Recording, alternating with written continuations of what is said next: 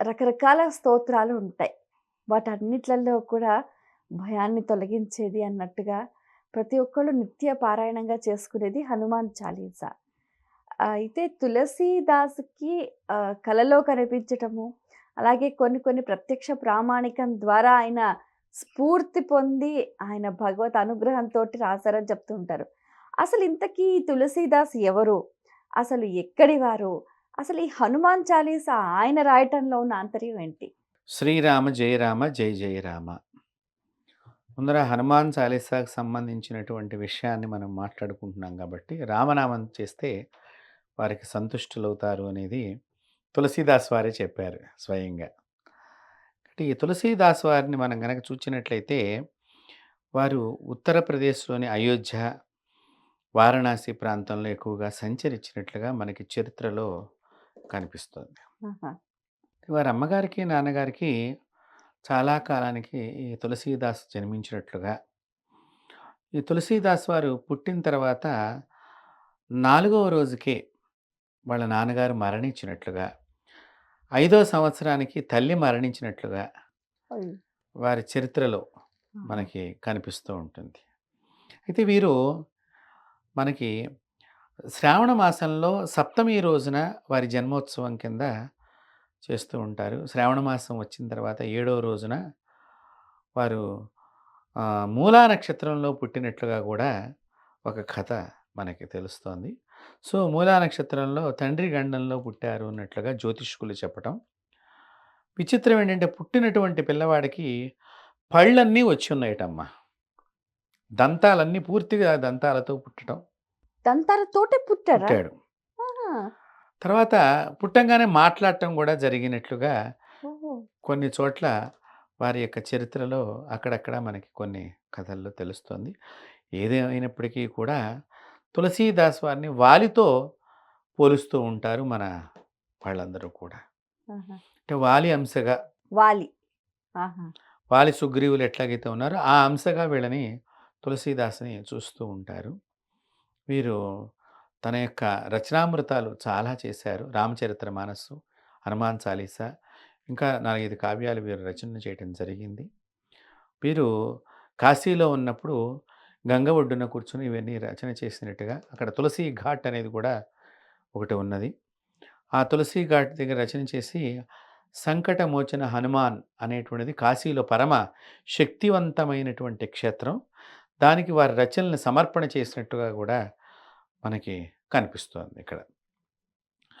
అయితే మీరడిగినట్లుగా ఈ వీటన్నిటికి అసలు ఎందుకు ఇవన్నీ ఈయన రాయటానికి గల కారణం ఏమిటి? ఈ ఈ పండరీపూర్‌కి, తులసీదాస్‌కున్న సంబంధం ఏంటండి? అంటే ఇప్పుడు జన జన్మో జన్మము తిరిగినటువంటి సందర్భాలు ఇవన్నీ కొన్ని మనకి రకరకాలుగా కొన్ని చోట్ల చెప్పడం జరిగింది. హుహు. ముఖ్యంగా అయితే వారణాసి, అయోధ్య ప్రాంతంలో ఎక్కువగా సంచరించినట్లుగా.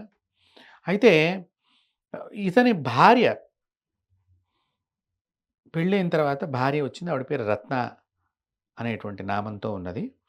అయితే ఈ తల్లి చనిపోయిందని చెప్పాను కదమ్మా ఇందాక.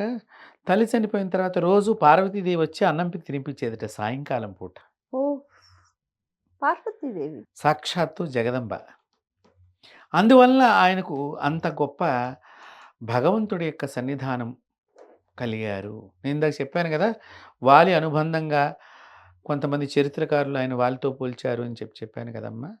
ఇలా రకరకాలుగా చరిత్రకారులు వారిని చూచినప్పుడు, వారి యొక్క రచనలు చూసినప్పుడు, భగవంతుడు సంబంధమైన వాళ్ళతో కొన్ని పోలికలు ఎందుకంటే మళ్ళీ చైతన్యాన్ని పెంపొందించడానికి భగవంతుడు ఏదో రూపంలో పుట్టాలి. పుట్టినప్పుడు ఆ శక్తిని మనం తెలియచేయటానికి ఆయన పుట్టాలి. కాబట్టి ఆ విధంగా ఇక్కడ మనకి గోచరమవుతుంది. రోజు అమ్మవారే వచ్చి స్వయంగా ఆహారం అందించినట్టుగా. తర్వాత కొంతకాలానికి ఏదో పెళ్ళవ్వటం. రోజు ఈయన బయటికి వెళ్ళొస్తూ ఉండేవాడు. హుహు. బయటికి వెళ్ళొచ్చినప్పుడల్లా ఒక 4, 5 రోజులు లేట్ అయిందనుకోండి. ఈలోగా ఈ భార్య రత్న పుట్టింటికి వెళ్ళిపోయేదట. ఓయ్! అయితే ఈ పుట్టింటికి వెళ్ళటంలో ఈమెన నది దాటి వెళ్ళాల్సొచ్చేది. ఈయన గూడా ఒక రోజున పాపం ఇలాగే భార్య మీద చాలా ప్రేమ తులసీదాస్ గారికి. ఎంత ప్రేమ అంటే మనం చెప్పలేము అంత ప్రేమ. అయితే ఆ ప్రేమ కొద్దికి ఈయన ఒకరోజు నా పడవేసుకుని నది దాటి వచ్చినప్పుడు, ఆ తులసీదాస్‌ని అట్లా పడవ దిగి తన ఇంటి లోపలికి వస్తున్నాడో లేదో చూసి ఆ భార్య, "ఏమయ్యా! ఇంత దూరం ఈ కుళ్ళిపోయే మాంసం గురించి, శరీరం గురించి నడుచుకుంటూ వచ్చావా? ఈ దేహం 4 రోజులతో ముడతలు పడుతుంది. నువ్వు దీని గురించా ఈ ఇంత ప్రేమగా నా దగ్గరికొచ్చింది" అనేసరికి అప్పటితో తులసీదాస్‌కి హృదయం మారిపోవటం అనేది ప్రారంభమైంది అప్పటినుంచి. ఓహో! పూర్తిగా ఇక్కడ కాదు నా పని. దైవంతో ఏదో ముడిపడి ఉన్నట్లుగా ఆయన జీవనం అక్కడి నుంచి మలుపు తిరిగింది అని మన చరిత్రకారులు వారి విషయంలో ఇవన్నీ కూడా తెలియచేయటం. అంటే అక్కడ మోహం తొలగిందంటారా? అంతే గదా! ఆ భార్యే గదమ్మా ఎప్పుడు గూడా. హ్మ్. శక్తి అనేది ఎట్లా వస్తుంది పురుషుడి దగ్గరికి భార్య రూపకంగా, కూతురు రూపకంగా, తల్లి రూపకంగా. ఛత్రపతి శివాజీకి జిజియాబాయిగా వచ్చింది శక్తి. అవును. ఆవిడ రోజు శివుణ్ణి ఆరాధన చేస్తూ, నా ఎదురుగుండా ఉండేటువంటి కోటను నేనెప్పుడు నా వద్దకు తెచ్చుకోగలుగుతాను అన్నట్టుగా శివుడిని అభిషేకం చేస్తూ ఛత్రపతి శివాజీని కన్నది నా తల్లి. ఆ తల్లికి ఒక్కసారి నమస్కారం. అలాగే ఇక్కడ రత్న అనేటువంటి తులసీదాస్ గారి భార్య, హ్మ్. ఆ తల్లికో నమస్కారం. ఎందుకంటే వారు ఆ మాట అనకపోతే గనక ఈ రోజున తులసీదాస్ వారు హనుమాన్ చాలీసా రాసేవారో లేదో. మనకదొచ్చేదో లేదో. హనుమాన్ చాలీసా చదువుతుంటే సాక్షాత్తు హనుమంతుడొచ్చి నిలబడతాడు. అవును. అంత ప్రత్యక్షమైనటువంటి నిదర్శనాలు నా జీవితంలో కోకొల్లలున్నాయి. ఓకే. ఇంతకీ ఈ హనుమాన్ చాలీసాని ఎలా పారాయణం చేయాలి? ఈ హనుమాన్ చాలీసాని పారాయణం అనేటువంటి దానమ్మా మనం శుభ్రమైనటువంటి ప్రదేశంలో కూర్చొని హుహు. చక్కగా మగవాళ్ళైతే గనక 41 రోజులని పెట్టుకోవచ్చు. స్త్రీలైతే గనక వాళ్ళకి ప్రతి నెల కొంచెం ఇబ్బందులుంటాయి కాబట్టి ఒక 21 రోజులు పారాయణంగా పెట్టుకొని కదలీవనంలో కూర్చొని చేయటం చాలా విశేషప్రదం. లేదా నాగవల్లి వనంలో కూర్చొని చేయటం విశేషప్రదం. కదలీవనం ఏంటంటే అరటి తోట, అరటి తోట. తమలపాకు వనం. ఈ వనాల్లో కూర్చొని చేయటం మూలకంగా హనుమాన్ చాలీసా చాలా విశేషంగా ఫలిస్తుంది. శీఘ్రంగా భగవద్ దర్శనం కలుగుతుంది. తర్వాత డివైన్ పవర్‌తో భగవంతుడితో మనం మాట్లాడటానికి ఈ యొక్క హనుమాన్ చాలీసా చాలా ఉపయోగపడుతుంది అని చెప్పటంలో ఎటువంటి సందేహం కూడా లేదు. కలియుగంలో భక్తుల పాలిట కొంగు బంగారమై వెలిసేటువంటి ఈ హనుమాన్ చాలీసాని సింధూరాన్ని పట్టుకుని ఎవరైతే స్త్రీలు చదువుతారో వాళ్ళ భర్తలకి ఆయుక్షీణం అనేటువంటిది ఉండనే ఉండదు. అంత గొప్పది ఈ హనుమాన్ చాలీసా. అలాగే భూత ప్రేత పిశాచ అనేటువంటి పదం వారి నామావళిలోనే వస్తుంది మనకి. కాబట్టి అలాంటి బాధలు పడుతున్నటువంటి ఎవరైనా మీ ఇళ్లల్లో గనక ఉన్నట్లయితే ఈ సింధూరాన్ని గురువారం రోజున ఇంట్లో ధూపం వేసి, ఆ ధూపం అలా వస్తూ ఉండాలి. పొగ వస్తే ఈ సింధూరం చేత్తో పట్టుకోవాలి. పట్టుకుని హనుమాన్ చాలీసా జై హనుమాన జ్ఞానగుణ సాగర్ జై కపీస అని ప్రారంభించి 7 పర్యాయాలు అలా చదువుతూ ఉండాలి. అలాగా 7 గురువారాలు. హుహు. 7 గురువారాలు, 7 పర్యాయాలు. వారం, వారం 7 సార్లు చదవాలి. కదలకుండా కూర్చొని చదవాలి. ధూపం అంతా నడుస్తూనే ఉండాలి చదివినంత సేపు. చేతిలో ఈ సింధూరం పట్టుకొని ఉండాలి. ఆ సింధూరాన్ని గనక ఈ భూత ప్రేతాలు గనక పట్టుకుని ఎవరైనా బాధపడుతుంటే వాళ్ళకి పెట్టినట్లయితే చాలా శుభ ఫలితాలను వీళ్ళు వీక్షించడానికి అవకాశం ఉన్నది. అంత హ్మ్. గొప్పది ఈ హనుమాన్ చాలీసా. అలాంటి గొప్పదైనటువంటి హనుమాన్ చాలీసాని ఈ భూమండలానికి అందించిన తులసీదాస్ వారి పాద పద్మాలకు నేను అనేక నమస్సుమాంజలి ఘటిస్తున్నాను. ఎందుకంటే స్త్రీ ఎప్పుడూ కూడా తన శక్తి అయినప్పటికీ కూడా తన శక్తిని ప్రపంచంలో ఎలా చూపించాలనే పాత్రలో పురుషుల్ని ఏ విధంగా ఉపయోగించి ఈ సృష్టిని కాపాడాలనుకున్న పాత్రలో ఒక జిజియాబాయిలాగా, ఒక రత్నావళి తులసీదాస్ వారి యొక్క భార్య రత్నావళిలాగా ఎంతోమంది స్త్రీలు ఇలాంటి పాత్రలు పోషించినటువంటి వారు మన భారతదేశంలో మహిళామణులు చాలా గొప్ప మహిళామణులు ఉన్నారు. వాళ్ళందరికీ కూడా అలాంటి తల్లులందరికీ కూడా నేను నమస్కరిస్తున్నాను. అంత గొప్పది ఈ తులసీదాస్ రచన చేసినటువంటి హనుమాన్ జయంతి.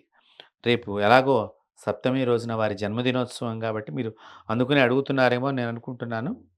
ఆ రోజున ప్రతి దేవాలయంలో కూడా చాలీసా పారాయణం చేస్తే వారు ఆ తులసీదాసు వారికి ఎంతో ఆనందాన్ని మనం ఇచ్చినటువంటి వాళ్ళం అవుతాము.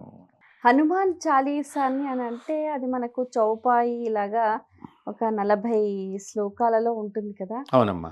అది మనకు అందించిన తర్వాత తులసీదాస్ గారు ఏమైపోయారు? తులసీదాస్ గారు కాశీలో ఉంటుండగా అప్పట్లో ఒక పరమతస్థులు రాజ్యాన్ని పరిపాలన చేస్తున్నప్పుడు వారు కాశీ ప్రాంతానికి వచ్చారట.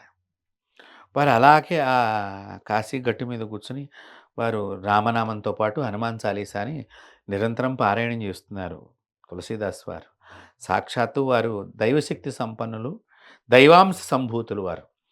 చేస్తుంటే ఈ రాజుగారు వచ్చరికి ఈయన లేవలేదని చెప్పి రాజుకు కోపం వచ్చింది. కోపం వచ్చినప్పుడు పిలిచారు, భటులను పంపించి ఆయన తీస్తున్నాడు. మామూలుగా ఎవరైనా పిలిస్తే ఆయన మామూలుగా వచ్చారట. "నువ్వేం చేస్తున్నావు? నేను వచ్చినప్పుడు నువ్వు ఎందుకు లేవలేదు? నేను వస్తే నమస్కారం ఎందుకు చేయలేదు?" అంటే నా దేవుడు హనుమంతుడు, రాములు వారు, వారికే నేను నమస్కారం చేస్తాను ఎవరికి. అప్పుడు కోపం వచ్చి వీడిని తీసుకెళ్ళి మనం జైల్లో పెట్టండి రా అన్నట్టుగా ఈ పరమతస్థులు, ఇక్కడ బాగా గుర్తుపెట్టుకోవాలి, పరాయి మతం వాళ్ళు, మన భారతదేశం వాళ్ళు కాదమ్మా.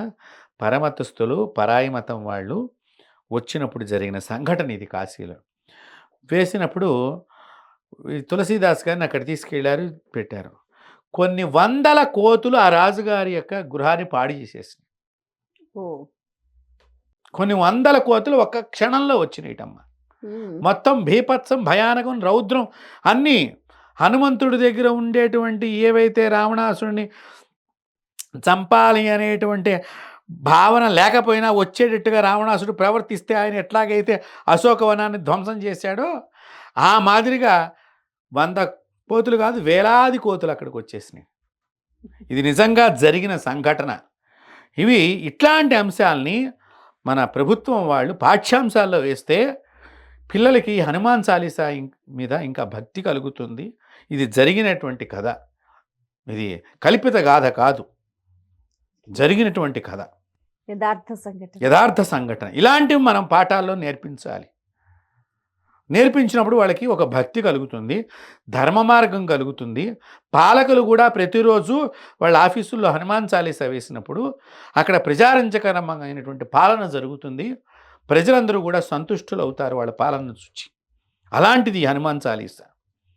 కోతులన్నీ వచ్చేసి ఇక రాజుగారి మొత్తం కోటంతా నాశనం చేస్తుంటే ఓ పెద్ద కోత వచ్చి రాజుగారి మీద పడిపోయేంత పని అయితే అప్పుడు ఎవరో చెప్పారట, రాజా ఆయన దగ్గర ఉండేటువంటి ఆయన మతస్థుడే, ఆయన వదిలితే కానీ నిన్ను ఈ కోతి వదలదు.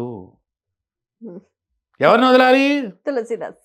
ఆయన వదిలితే కానీ ఈ పెద్ద కోతి నిన్ను వదలదు, జాగ్రత్త అన్నప్పుడు ఆయన అప్పుడు చెరసాల నుంచి బయటికి తెప్పించి క్షమాపణ కోరుకుని బయటకు పంపించడం, మర్యాదలతో చేసి పంపించారట. ఇది అప్పట్లో కాశీ పట్టణంలో చాలా ఎవరు వచ్చారు?